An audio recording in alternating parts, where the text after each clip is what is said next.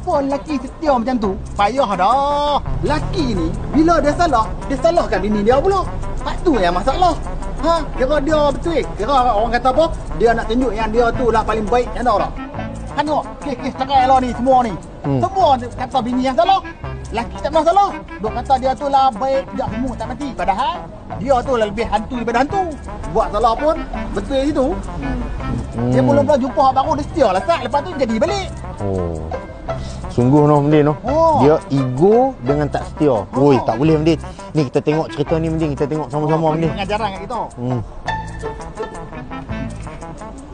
Bang, tengok sekali bang. Saya ada ajak dia tengok. Dia bukan ada perempuan untuk dia setia dah. Oh, kita tengok kita je lah. Ha. Tengok kita, maknanya jauh lah. Jangan bagi dia nampak skrin lah. Bunda